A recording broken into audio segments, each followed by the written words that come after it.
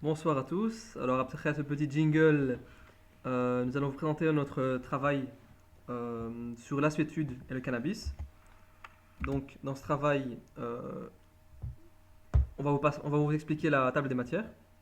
Donc il y aura l'introduction, la définition de l'historique, les critères diagnostiques du trouble, ensuite les descriptions cliniques et les manifestations de la maladie, l'étiologie et l'évolution de la maladie, l'épidémiologie, les données génétiques, neurocognitives et les imageries, les traitements et prise en charge thérapeutique et les prises en charge pédagogiques en tant que futur éducateur spécialisé. Alors, directement, l'introduction. Selon Cienzano 2018, la consommation de cannabis a augmenté de manière importante au sein de la population âgée de 15 à 64 ans entre 2013 et 2018. Donc, ce sont des informations pour la Belgique. Les conséquences sanitaires et sociales de la consommation de cannabis sont dévastatrices. En effet, les dangers à court et long terme sont conséquents pour la santé mentale, sociale et physique des consommateurs. La consommation de cette substance concerne de manière plus précise les jeunes de 15 à 24 ans et les hommes. Donc les hommes de 15 à 34 ans, issus de tous les milieux sociaux. En 2018, à Bruxelles, un jeune sur 5, donc 20,5% de la population, de 15 à 24 ans a consommé du cannabis dans les 12 derniers mois. Ces quelques chiffres nous interpellent en tant que futurs éducateurs spécialisés, car nous devons redoubler d'efforts en matière d'accompagnement dans une perspective tout d'abord de prévention et d'information, mais également de réduction des risques auprès des consommateurs. C'est dans cette vision et optique que nous avons envie de travailler sur ce sujet. Étant un groupe habitué à travailler avec des adolescents, nous avons eu ici l'opportunité de nous informer davantage sur le sujet et confronter nos différents points de vue. Comment intervenir sans connaître les habitudes des consommateurs et la source de cette consommation?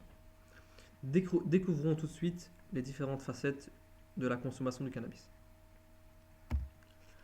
Alors, je vais vous parler de l'historique.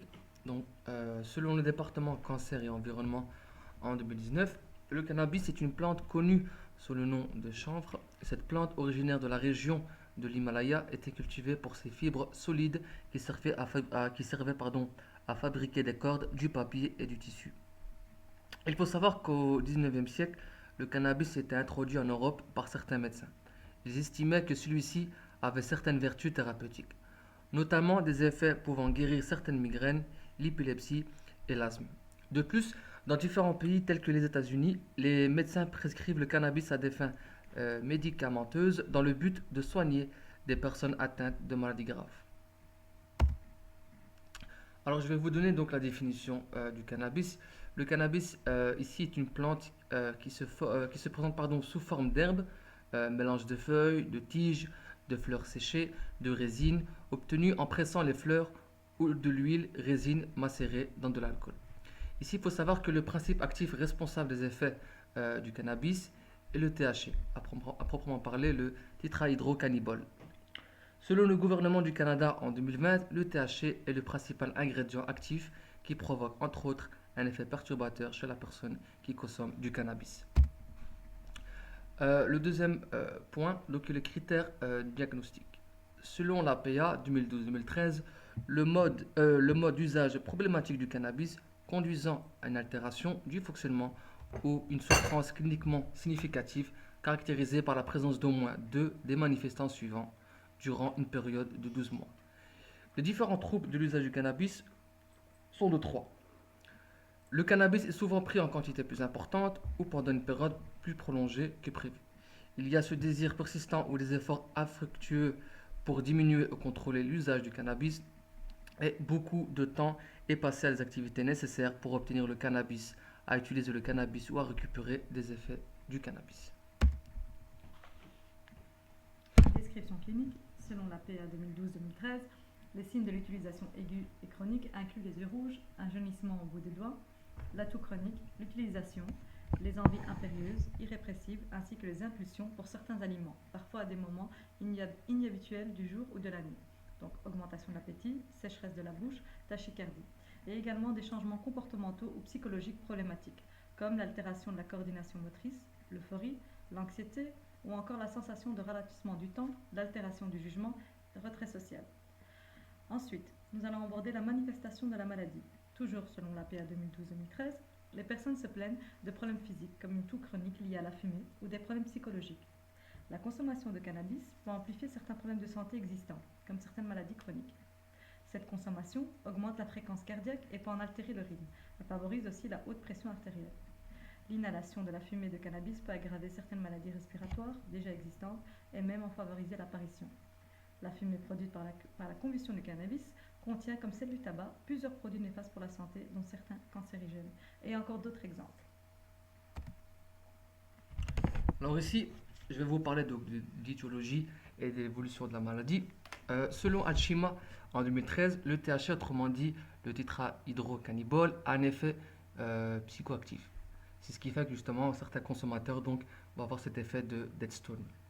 Le CBD, qu'on appelle plus communément le le cannabidéol, a par contre un effet non psychoactif, ne rendant pas la personne stone, ne représentant aucun danger pour la santé.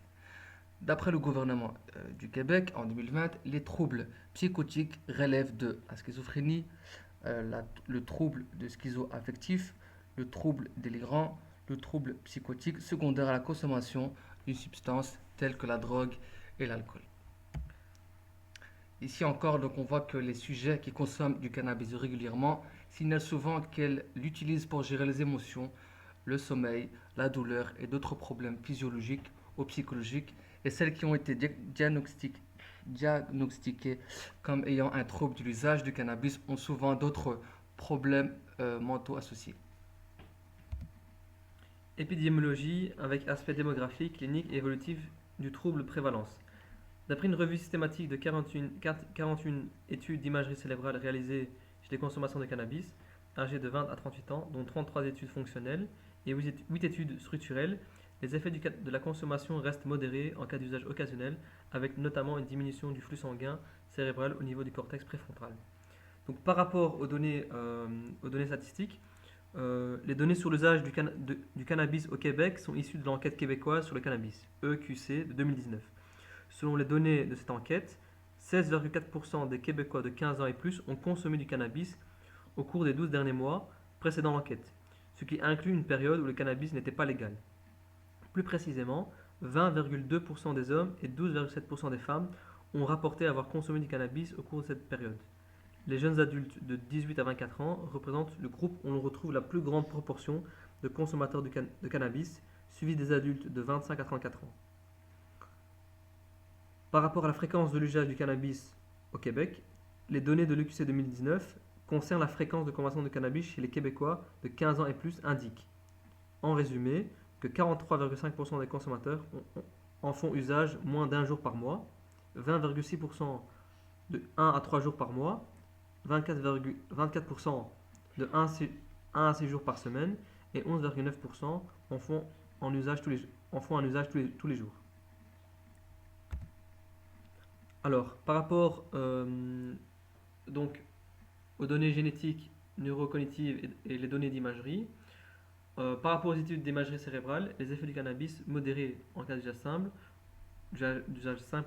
sont marqués chez les consommateurs réguliers par une diminution dose dépendante de la densité de substances grises au niveau de l'hippocampe, des régions para-hippocampiques et de l'amygdale. Alors, pour aller plus loin par rapport aux données d'imagerie, on se rend compte que d'après les différentes études, que les consommateurs réguliers de grandes quantités de cannabis sur de longues périodes, on remarque que les études d'imagerie rapportent des anomalies. Par exemple, dans une étude en IRM, une diminution de la densité de la substance grise a été mise en évidence, que ce soit au niveau de l'hippocampe, des régions para-hippocampiques et de l'amygdale, chez différents sujets. Ces anomalies étaient d'autant plus marquées, en particulier au niveau de l'hippocampe gauche, que l'âge de début de la consommation de cannabis était précoce, plus les quantités de perte de matière grise étaient importantes. Alors, par rapport, donc encore d'autres données statistiques par rapport au cannabis, donc ici nous avons déjà abordé ce point, mais pour aller encore un peu plus loin, on se rend compte que les jeunes adultes de 18 à 24 ans représentent le groupe où on retrouve la plus grande proportion de consommateurs de cannabis, suivi des adultes de 24 à 34 ans, des jeunes de 18 à 24 ans et finalement des groupes de 25 à 34 ans. Alors ici, le septième point, on va aborder donc le traitement et prise en charge thérapeutique, donc médication, psychothérapeutique. Il est important de savoir que seul un médecin peut prescrire un médicament à base de THC à des fins thérapeutiques, en ajuster la dose selon les besoins et la tolérance du patient. C'est-à-dire que ici, ce qui est important de savoir, c'est que la prescription donc justement du cannabis est en fonction donc de chaque patient. Et donc les cas, par exemple, qui sont concernés, ce sont ceux, par exemple, euh, qui ont, euh, qui ont fait justement des chimiothérapies ou qui, par exemple, ont des troubles troubles de la girouette. Et donc ici, ce qu'il est important de savoir, c'est qu'il est recommandé de ne pas user des cannabinoïdes lors des prises en charge thérapeutiques, mais plutôt de les réserver aux patients dont aucun traitement ne fonctionne. Par exemple, les patients ayant effectué des chimios, et cela dans le but de limiter les effets secondaires des traitements anti-cancer, ainsi que les nausées et les vomissements causés par les chimiothérapies. Prise en charge pédagogique et considération éducative. En tant qu'éducateur, il faut être dans une perspective de prévention et à la fois travailler avec des partenaires externes. En effet, il serait recommandé, suite aux observations et aux échanges que l'on a avec nos bénéficiaires, d'entamer dans un premier temps des recherches sur la dépendance du cannabis. Il est primordial de s'informer sur le sujet afin de pouvoir mettre en place des actions éducatives adéquates.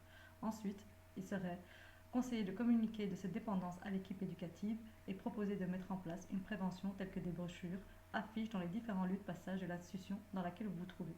Cela aura pour but d'attirer l'attention du bénéficiaire et ensuite de pouvoir entamer une conversation avec celui-ci. Pour cela, il faut d'abord créer une relation de confiance, développer de l'empathie à son égard pour qu'il puisse se livrer et discuter de sa dépendance. À ce moment-là, vous pouvez également lui recommander des institutions qui prennent en charge des personnes qui ont notamment une dépendance de cannabis et lui expliquer ce que l'institution met en place pour les aider et les accompagner. Vous pouvez également mettre des activités en place qui se porteront sur les habilités sociales, telles qu'une activité portée sur un cercle de parole tel que Prodas qui a fait ses preuves au Québec. C'est un outil de prévention qui vise à favoriser le bien-être en développant les compétences psychosociales. Cela consiste à développer la conscience et la réalisation de soi, ainsi qu'à favoriser les interactions sociales, la gestion de conflits par le partage d'expériences émotionnelles personnelles. C'est un échange sur les émotions et les relations interpersonnelles. Merci à tous pour votre écoute et nous vous souhaitons une excellente soirée. Merci. Merci.